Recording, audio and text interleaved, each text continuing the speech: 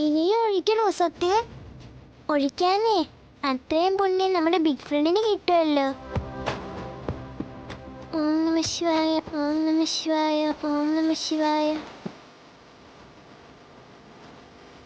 ഓം നമഃ ശിവായ, ഓം നമഃ ശിവായ. വിഷ്ണുവിനെ ഒരു അബദ്ധം കൂടാതെ പുറത്തു വിടണേ. ഓം നമഃ ശിവായ, ഓം നമഃ ശിവായ, ഓം നമഃ ശിവായ, ഓം നമഃ ശിവായ.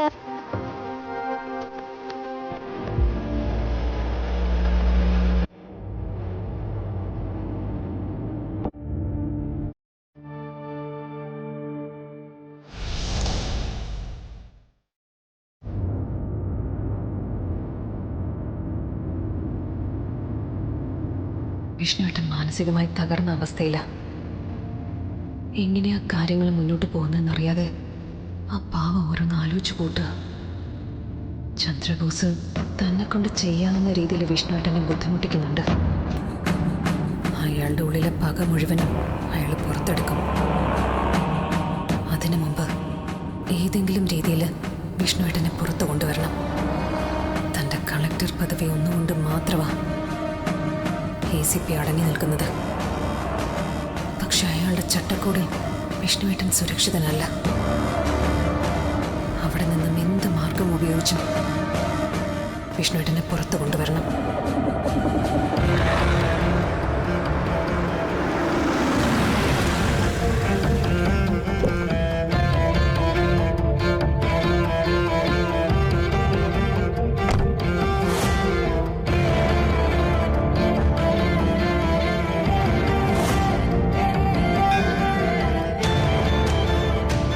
ഈ ക്ഷേത്രത്തിലെ വഴിപാടുകളിൽ പെട്ടെന്ന് ഫലം കിട്ടുന്ന വഴിപാട് ശിവന് ധാരയർപ്പിക്കലാണെന്ന് പറഞ്ഞു കേട്ടിട്ടുണ്ട്. ചെയ്താൽ നമ്മൾ മനസ്സിലാഗ്രഹിക്കുന്ന കാര്യങ്ങൾ നടക്കുമെന്നാണ് പറയുന്നത്.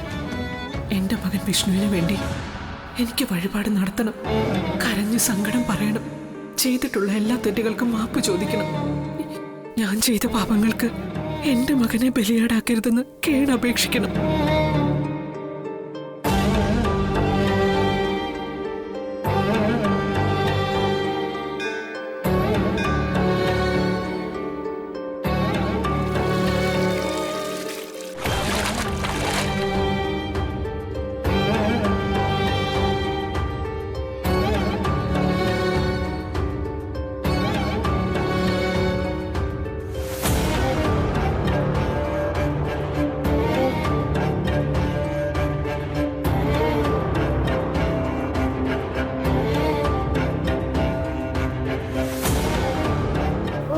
ശിവായ, ഓം നമഃ ശിവായ, ഓം നമഃ ശിവായ, ഓം നമഃ ശിവായ, ഓം നമഃ ശിവായ, ഓം നമഃ ശിവായ, ഓം നമഃ ശിവായ, ഓം നമഃ ശിവായ, ഓം നമഃ ശിവായ, ഓം നമഃ ശിവായ, ഓം നമഃ ശിവായ, ഓം നമഃ ശിവായ, ഓം നമഃ ശിവായ.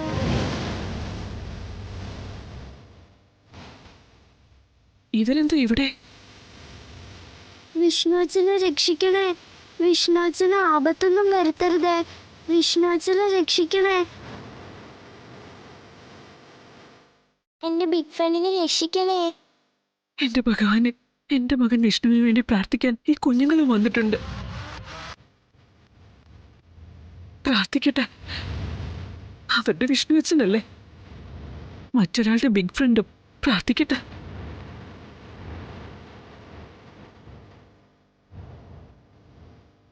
എന്നേക്കാൾ മുമ്പേ ഈ കുഞ്ഞുങ്ങളുടെ പ്രാർത്ഥന കേൾക്കുമെങ്കിൽ കേൾക്കട്ടെ.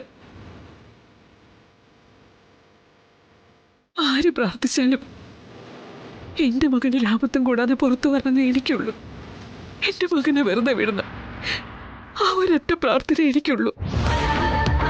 ഓം നമഃ ശിവായ, ഓം നമഃ ശിവായ, ഓം നമഃ ശിവായ, ഓം നമഃ ശിവായ, ഓം നമഃ ശിവായ, ഓം നമഃ ശിവായ, ഓം നമഃ ശിവായ, ഓം നമഃ ശിവായ. സത്യമ്മ, സത്യമേ ശിവന് ധാര ചെയ്യാൻ വന്നതാ. അതെ, ഞങ്ങളും വന്നത് അതിനാ. വിഷ്ണുവച്ചനെ കേസിൽ നിന്ന് ഒഴിവാക്കാൻ വേണ്ടിയാ ഈ വഴിപാട് കഴിപ്പിക്കുന്നത്. ഞാനും വന്നത് അതിന് തന്നെയാ മക്കളെ. എന്നാ വാ സത്യാമ്മേ. സത്യാമ്മയ്ക്ക് വെള്ളം ഞങ്ങൾ കോരിത്തരാം. മോള് വെള്ളം കോരി ക്ഷീണിച്ചതല്ലേ, വിഷമിച്ചതല്ലേ? എത്ര വിഷമിച്ചാലും കുഴപ്പമില്ല, വിഷ്ണുവച്ചന് വേണ്ടിയല്ലേ. ശരിക്കും കഷ്ടപ്പെട്ട് പ്രാർത്ഥിക്കാൻ വേണ്ടി തന്നെയാ ഞങ്ങൾ വന്നത്. നല്ലോണം കഷ്ടപ്പെട്ടാലേ ഭഗവാൻ കണ്ണു തുറക്കുള്ളൂന്നാ പറഞ്ഞു കേട്ടത്. എന്ന് വെച്ച് സത്യാമ്മ കഷ്ടപ്പെടുകയൊന്നും വേണ്ട. ധാര ചെയ്യാനുള്ള വെള്ളം ഞാനും പപ്പിയും കൂടെ കോരിത്തരാം. സത്യാമ്മ വഴിപാട് പ്രാർത്ഥനയോടെ നടത്തിയാ മതി. എന്റെ മക്കളെ, നിങ്ങളുടെ ഈ ഒത്തൊരുമയും സ്നേഹവും കാണുമ്പോ എനിക്ക് എന്നോട് തന്നെ വെറുപ്പ് തോന്നുക. ഇതൊന്നും കാണാനും അംഗീകരിക്കാനും എനിക്ക് കഴിഞ്ഞില്ലല്ലോ.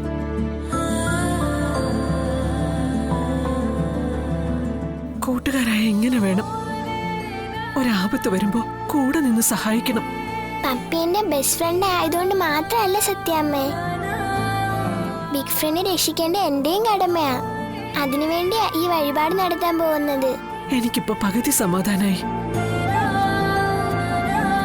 നിങ്ങളുടെ ഈ പ്രാർത്ഥന കേൾക്കാതിരിക്കാൻ ഭഗവാന് കഴിയില്ല.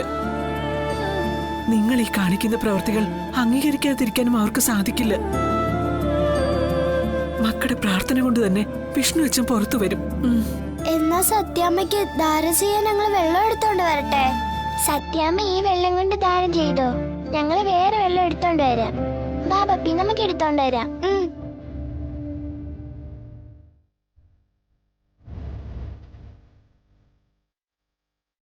ഇതുവരെ ഞാനൊരു മൂഢലോകത്തായിരുന്നു ഭഗവാനെ. തെറ്റുകൾ ഒരുപാട് ചെയ്തിട്ടുണ്ട്. അതിന്റെ ഫലം ഞാനിപ്പോ ഈ അനുഭവിക്കുന്നത്.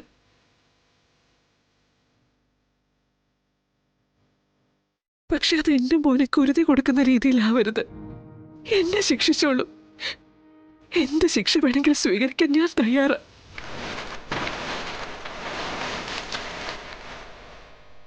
എല്ലാ സങ്കടങ്ങളെയും ഏറ്റുപറഞ്ഞ് മാപ്പ് ചോദിക്കുന്ന ഈ ഉള്ളവളോട് കരുണ കാണിക്കണം. എന്റെ മകൻ വിഷ്ണു നിരപരാധിയ. അവനൊരു ഉറുമ്പിനെ പോലും നോവിക്കാത്തവന്. എന്നെ കൈവിടരുത്, എന്റെ മോനെ കൈവിടരുത്.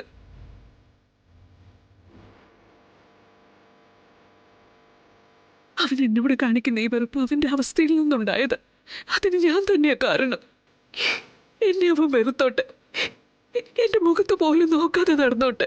പക്ഷെ അവൻ എന്റെ മകനല്ലാതെ ആവുന്നില്ലല്ലോ. ഭഗവാനെ, എന്റെ കുട്ടി തിരിച്ചു വരണം. അവന്റെ ആ സന്തോഷം തിരിച്ചു കൊടുക്കണം. അതിന് ഭഗവാൻ കടാക്ഷിക്കുക തന്നെ വേണം. സത്യാമ്മ ഇതുവരെ വെള്ളം ഒഴിച്ചില്ലേ? ഇത് നിർത്താതെ ഓം നമ ശിവായ എന്ന് പറഞ്ഞുകൊണ്ട് ഭഗവാന്റെ നെറുകയിൽ ഒഴിക്കണം. ഭഗവാന്റെ നെറുക നടക്കുമ്പോ നമ്മുടെ പ്രശ്നങ്ങൾ കുറയുമെന്നാ പറയുന്നേ. ഭഗവാനെ, ഈ കുട്ടികളുടെ തിരിച്ചറിവ് പോലും നീ എനിക്ക് തന്നില്ലല്ലോ.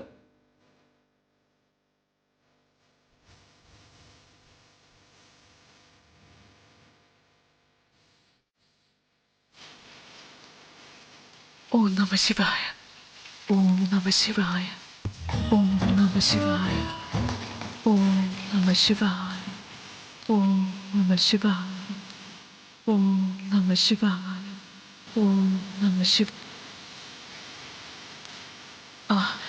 സ്വാമി, ഈ കുഞ്ഞുങ്ങൾ ഇവിടുത്തെ വഴിപാടിനെ കുറിച്ച് എന്നോടാ ചോദിച്ചത്.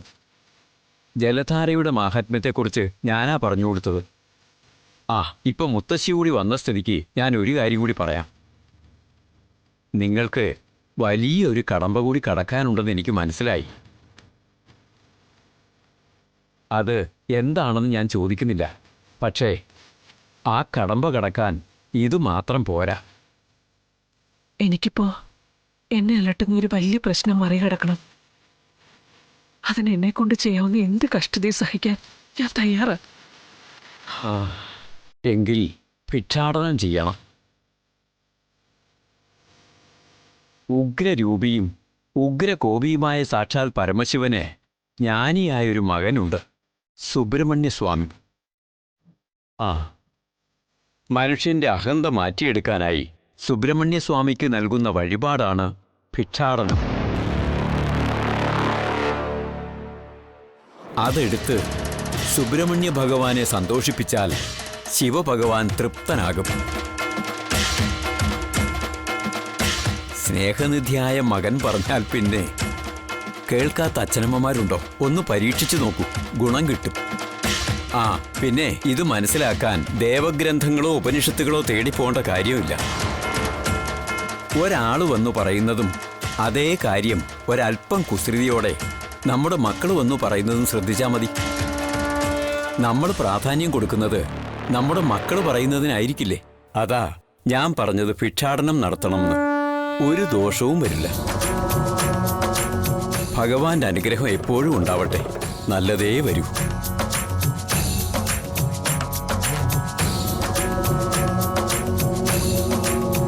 ഭിക്ഷാടനെങ്കിൽ ഭിക്ഷാടനം.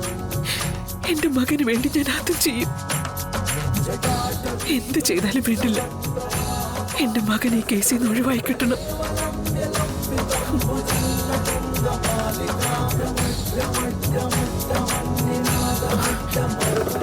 മക്കൾ ഇവിടെ നിന്ന് വഴിപാട് നടത്തിക്കോ. സത്യമ്മ മറ്റൊരു വഴിപാട് നടത്തിയിട്ട് വരാം. ശരി.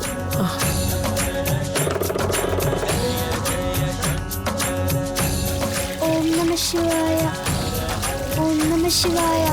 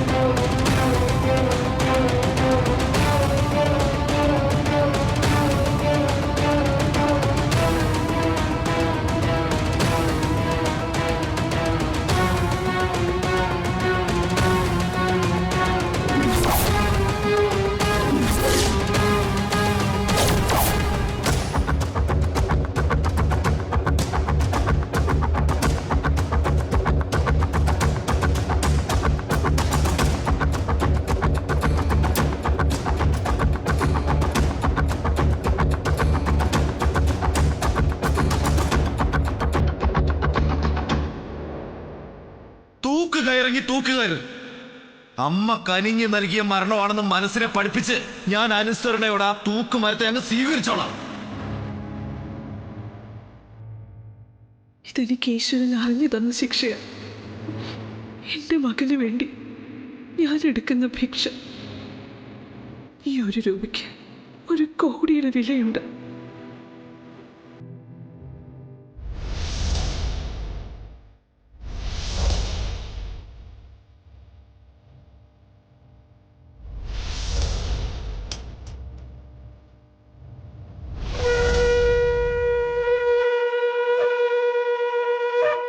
കണ്ടിട്ട് ഇവർക്ക് വലിയ കുഴപ്പമൊന്നുമില്ലല്ലോ.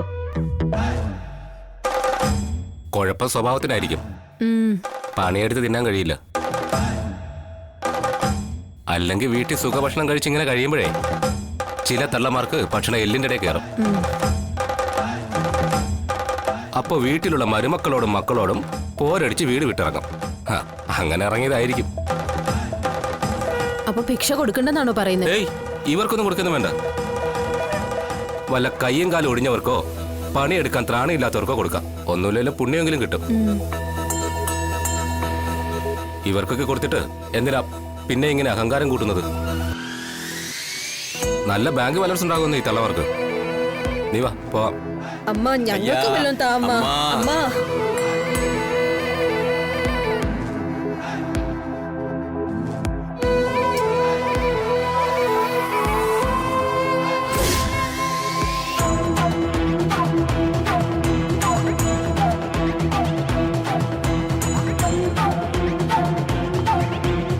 വസുമതി എന്നെ കണ്ടാ തീർന്നു. എന്റെ ഇപ്പോഴത്തെ അവസ്ഥ ഇവളെ പറഞ്ഞു ബോധ്യപ്പെടുത്താനാവില്ല. പറഞ്ഞാലൊട്ട് ഇവൾക്ക് മനസ്സിലാവുകയില്ല.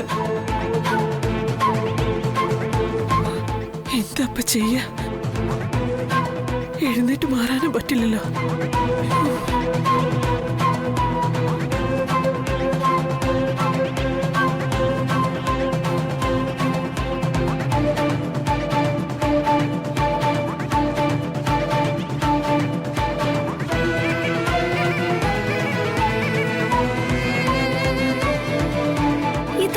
എന്താ ഒരല്പം തെളിച്ചുള്ളൊരു പിച്ചക്കാരി? ഉടുത്തിരിക്കുന്ന വേഷം കണ്ട പിച്ചക്കാരിയാണെന്ന് തോന്നുന്നില്ലല്ലോ.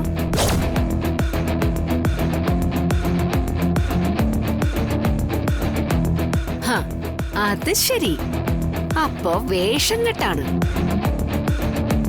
എന്നാ പിന്നെ അറിഞ്ഞിട്ട് എന്നെ ഉള്ളു കാര്യം. വല്ല കൊള്ളക്കാരിയോ പിടിച്ചുപറിക്കാരിയോ ആണോ വന്നിരിക്കുന്നതെന്ന് എങ്ങനെ തിരിച്ചറിയാൻ പറ്റുക? മാറ്റടി മുഖത്തൊന്ന് തുണി മാറ്റടി മാറ്റടി വെള്ളം പിടിക്കുന്നോ? ഓഹോ,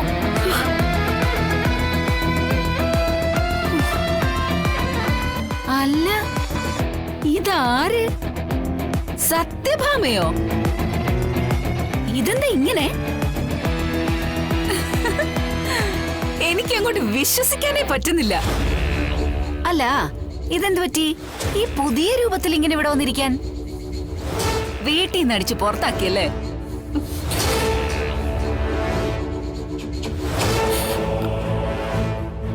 അത് പിന്നെ വസുമതി, ഒരു പൂജയുടെ കാര്യത്തിനായിട്ട്. എന്ത് പൂജയുടെ കാര്യത്തിലായാലും എനിക്കിപ്പോ ഓർമ്മ വരുന്നത് ഇതാണ് സത്യഭാമേ.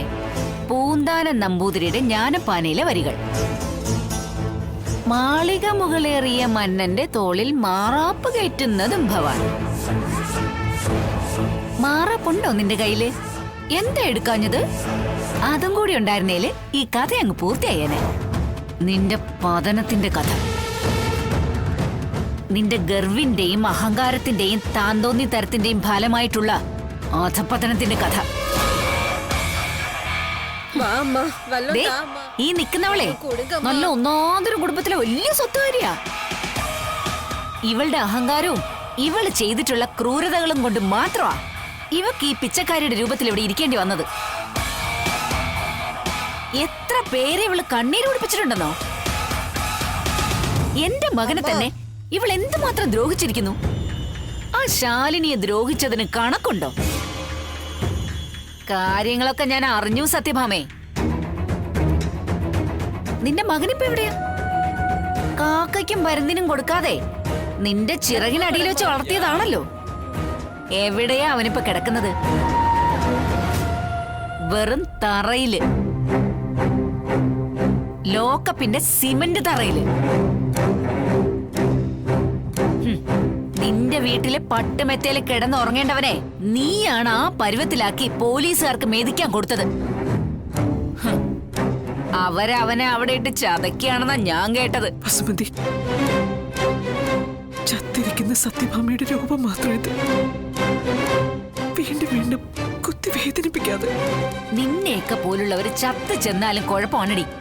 അവിടെയുള്ള ആത്മാക്കൾക്ക് പോലും നീ സ്വൈരം കൊടുക്കില്ല. അതുകൊണ്ട് കാലം പോലും നിന്നെ കൊണ്ടുപോയില്ല. കാരണം കൊണ്ടുപോയാലേ കാലിനും തലവേദനയാ.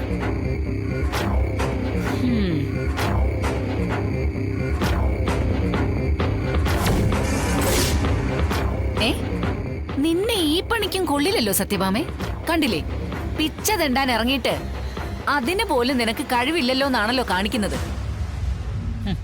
മക്കളും മരുമക്കളും ഒക്കെ ഉപേക്ഷിക്കുന്ന ഒരു സന്ദർഭം വരികയാണെങ്കിൽ വെള്ളം ഇറങ്ങി മരിക്കാനുള്ള യോഗമില്ലെന്ന് ചുരുക്കം. എന്റെ മകനെ നീ എന്നിൽ നിന്നും പറിച്ചെടുത്തപ്പോ നീ ഓർത്തില്ല അല്ലേ കാലം നിന്റെ മകനെ പറിച്ചെടുക്കാനും അവസരം തരുമെന്ന്? എന്തായാലും മകനെ രക്ഷിക്കാനായിട്ടാണെങ്കിലും ഒരു തൊഴിൽ പഠിച്ചിരിക്കുന്നത് നല്ലതാ. 4 അരി തെണ്ടി അലഞ്ഞിട്ടാണെങ്കിലും തിളപ്പിച്ചു കുടിക്കാം. വസുമതി,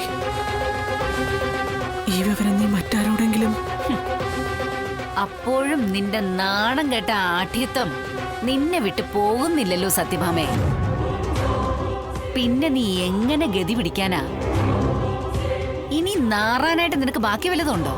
മുച്ചൂടും നാറിയിട്ടാണല്ലോ നിനക്ക് ഇവിടെ വന്നിരിക്കേണ്ടി വന്നത്.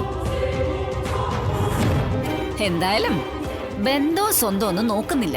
എന്റെ മുന്നിൽ വന്ന് കൈ നീട്ടുന്നവർക്ക് എന്തെങ്കിലും പിച്ച ഞാൻ കൊടുക്കാതിരുന്നിട്ടുമില്ല.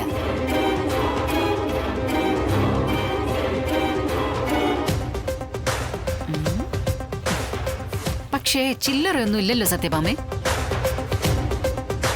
നീ ചെയ്തിട്ടുള്ള പാപങ്ങളൊന്നും ഈശ്വരൻ ഇതുവരെ ക്ഷമിച്ചിട്ടുണ്ടാവില്ല. അങ്ങനെ ക്ഷമിച്ചിട്ടുണ്ടായിരുന്നെങ്കിൽ നിനക്ക് തരാൻ എന്റെ കയ്യിൽ ചില്ലറ ഉണ്ടാവുമായിരുന്നു. എന്തായാലും നിന്റെ ഈ പത്രാസും വിലയുള്ള സാരിയും കണ്ടിട്ട് നോട്ട് തരാനും പറ്റുന്നില്ല. നീ അങ്ങ് ക്ഷമിക്ക്. അടുത്ത തവണ വരുമ്പോ നീ ഇവിടെ ഉണ്ടെങ്കിൽ തരാം. ആ